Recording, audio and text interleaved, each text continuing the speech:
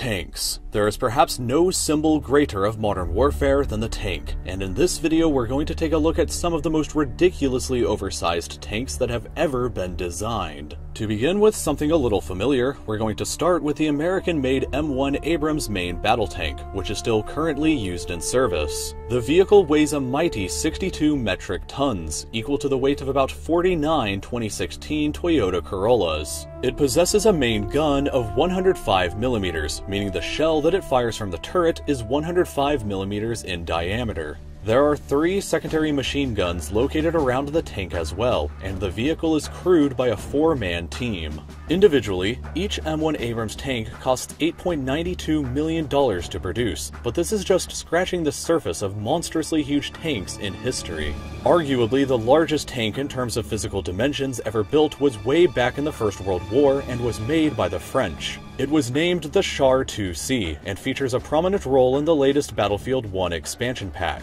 It was designed in 1917 when the First World War was still raging, but the first unit wasn't actually built until 1921, 3 years after the war had ended. The tank weighed 69 metric tons, a little heavier than the modern Abrams M1, and featured a 75mm main cannon along with 4 secondary machine guns placed in the front, the sides, and the rear of the vehicle. This monster tank was 10.27 meters long and 3 meters wide. It took a crew of 12 men to fully operate the machine, but France only ever built 10 of them, which wasn't enough to turn the tide of World War II when the Germans attacked again. However, an even more absurd tank from the First World War was the German-designed K-Wagen. This beast was so large that it was impossible to transport it in its fully built form, so the Germans had to disassemble it into 6 separate pieces, transport it by rail, and reassemble it just behind the front lines. One such tank actually was finished just before the war ended, but never actually saw service because Germany surrendered before it could be used. If it had been utilized, however, the Western Front would have witnessed a 120 metric ton monster, nearly twice the weight of a modern M1 Abrams tank. It was 13 meters long, just 2 meters shorter than the width of an NBA basketball court.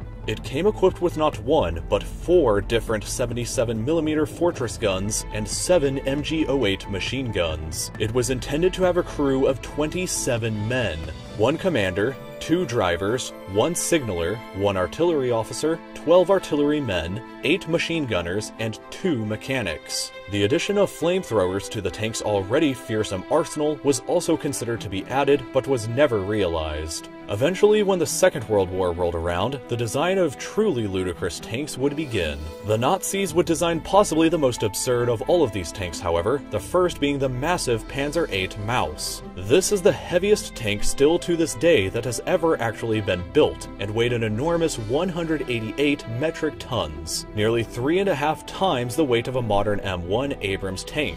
This behemoth featured a 128mm main gun capable of destroying any Allied tank in the war from a distance of 3.5 kilometers. It also had a secondary 75mm cannon as well as 1 machine gun. It possessed 220mm of steel armor plating on the front and was intended to be operated by a crew of 6 men. Because of its sheer size, however, it faced numerous problems. Firstly, it was so heavy that it couldn't drive over any bridges without collapsing them beneath its own weight. So if it needed to cross a river, then it had to go underneath it, and the crew would use a snorkel to pump air into the main cabin, which is just ridiculous. Finally, if there ever was a real-life boss battle against an evil enemy worthy of a video game, it would have been against the German-designed Landkreuzer P-1000 Ratte. Personally approved by Adolf Hitler himself, the finished tank was intended to weigh 1,000 metric tons, which is over 5 times heavier than even the Panzer VIII Maus, and over 16 times heavier than a modern M1 Abrams tank. 300 tons of the total weight would have been devoted entirely to munitions like shells for the cannons and bullets for the machine guns. It was planned to be 39 meters long, longer than the length of an NBA basketball court, as well as 14 meters wide, which is roughly the same width of a basketball court. The monster tank would have been powered by 2 24-cylinder marine diesel engines, the same engines that were used to power U-boat submarines. This would have given the tank an unbelievable 16,000 horsepower that could have propelled it up to speeds of 40 kilometers per hour. The Landkreuzer's primary weapon would have been a dual 280mm SK C/28 turret. This was the same turret that was used on Germany's main battleships. And to put that into perspective, the barrel of the Landkreuzer cannon would have been almost 4 times wider than the barrel of the modern Abrams battle tank.